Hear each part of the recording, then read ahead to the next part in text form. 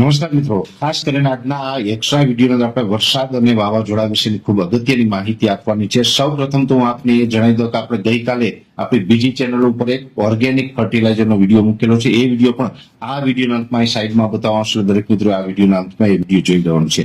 હવે ખાસ કરીને આમ જોવા જઈએ તો અત્યારે જે નૈઋત્યનું ચોમાસું છે, હજુ તો નૈઋત્યનું ચોમાસું કેરળ નથી પહોંચ્યું, પણ ચોક્કસથી એટલું કહી શકાય કે શ્રીલંકાના ઘણા બધા ભાગોને કવર કર્યું છે.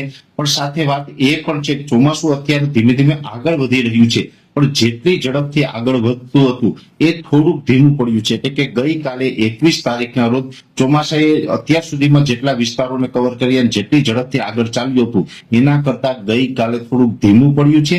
છતાં પણ કેરળથી ચોમાસું હવે દૂર નથી, એટલે કેરળની અંદર સમય કરતા તો ચોમાસું વહેલું પ્રવેશ કરી જાય તેવી પૂરી શક્યતાઓ છે. ચોમાસું કેરળમાં પ્રવેશ કરશે કે એની પણ સત્તાવાર રીતે હવામાન વિભાગ જાહેરાત કરશે, એવી રીતે આપણે પણ એમની માહિતી આપશું. પણ અત્યારે ચોમાસું છે થોડુંક ધીમું પડ્યું છે, ધીમી ગતિ આગળ ચાલી રહ્યું છે. હવે ખાસ કરીને બીજી વાત કરવાની છે વાવાઝોડાની, કેમ કે ગુજરાતની અંદર જે પ્રમાણે આપણે વાવાઝોડાની સતત ઘણા દિવસની માહિતી આપી રહ્યા છે ને આપણે વરસાદોની આશંકા છે. છેલ્લા 2 દિવસની અંદર અનેક જગ્યાએ વરસાદો પડ્યા છે. અત્યારે ગોવાથી દરિયા કાંઠે, ગોવાથી અંદરના જે ડીપ સીની અંદર જે એક વરસાદી સિસ્ટમ બની છે, જે ગઈકાલે લો પ્રેશરમાં પરિવર્તિત થઈ છે, એટલે કે સિસ્ટમ થોડીક મજબૂત પણ બની છે. પણ ગઈકાલે જે પ્રકારે આપણું અનુમાન હતું કે પશ્ચિમ દિશામાં મુવમેન્ટ ચાલુ કરી હતી, પણ એ મુવમેન્ટ ચાલુ કરી ગઈકાલ સાંજ સુધી રહી, ત્યાર પછી ફરીથી એ સિસ્ટમ સ્થિર થઈ છે. જો કે આ ઘણી બધી સિસ્ટમો અરબ સાગરની અંદર બનતી હોય છે, જે ચોમાસા પહેલા જે વરસાદની સિસ્ટમો બનતી હોય ઘણી વખત વાવાઝોડામાં પરિવર્તિત થતી હોય છે. આ સિસ્ટમ છે એ થોડીક અસમંજસતા વાળી છે. ઘણા દિવસથી આની અંદર એક ફાઇનલ નથી થતું કે આમાં વાવાઝોડું બનશે કે કેમ.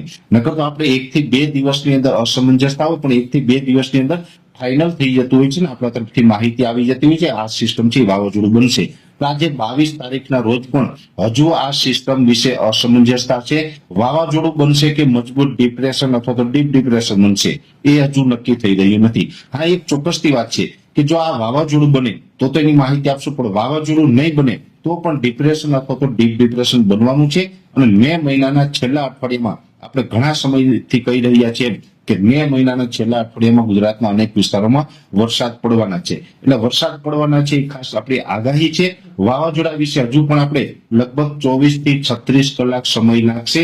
24 થી 36 કલાકની અંદર આપણે ખ્યાલ આવી જશે કે આ વાવાઝોડું બનશે કે નહીં બને. હવે આ વાવાઝોડું બનવાનું હશે તો પણ 24 થી 36 કલાકમાં આપણે જાણ કરી દેશું, નહીં બનવાનું હોય તો પણ જાણ કરશું. પણ ખાસ દરેક મિત્રોએ કાળજી એ રાખવાની છે કે મે મહિનાના છેલ્લા અઠવાડિયામાં વાવાઝોડું બને તો પણ વરસાદ આવવાના છે, ન બને તો પણ વરસાદની સંભાવનાઓ વધારે દેખાઈ રહી છે. એટલે આપણે એ પ્રકારની તૈયારીઓ પણ કરી લેવાની